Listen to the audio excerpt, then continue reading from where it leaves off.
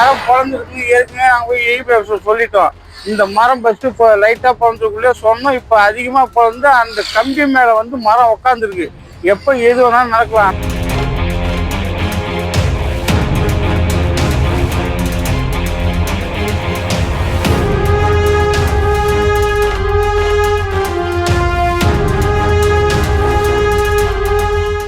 காட்டுமன்னார் சாலைங்க. இந்த சாலையில் வந்து மெயின் ரோட்டில் வந்து உயர்கண்ண மின்னழுத்த கம்பி போகுது. அதை வந்து புளியா மரம் வந்து பழைய காலத்து மரம்.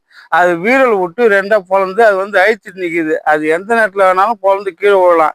இதேமாரி தான் இங்கேருந்து ஒரு 1.5 கிலோமீட்டருக்குள்ள சாத்தமரம் இருக்குது. சாத்தமரத்தில் ஒரு புளியா மரம் கீழே விழுந்து அதில் வந்து 3 பேர் ஸ்பாட்லேயே அவுட்டு. அதுமாரி திரும்ப இதுமாரி ஆகக்கூடாதுங்கிற காரணம் தான் நாங்கள் இப்போ சொல்கிறோம். அது உடனடியாக அந்த புளியா மரத்தை அப்படியே கொடுத்து அந்த கம்பத்தை எங்களுக்கு ரெடி பண்ணி கொடுக்கும்போது கேட்டுக்கொள்ளுங்க. மரம் பொழந்துருக்கு. ஏற்கனவே நாங்கள் போய் EB ஆஃபீஸர் சொல்லிட்டோம்.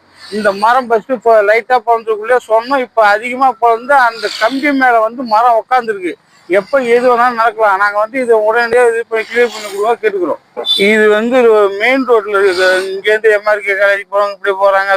STS ஸ்கூலு மெயின் ரோட்டில் இருக்குது. ஏகப்பட்ட பாதசாலை மெயின் ரோடு இது. இது வந்து இப்போ மெயின் ரோடுங்கனாலும் பக்கத்தில் மெட்ரோ சென்னைக்கு போகிற தண்ணிக்கு போகிற இது ஆஃபீஸ் கூட இங்கே தான் இருக்குது. பக்கத்தில் EB ஆஃபீஸ் இங்கே தான் இருக்குது.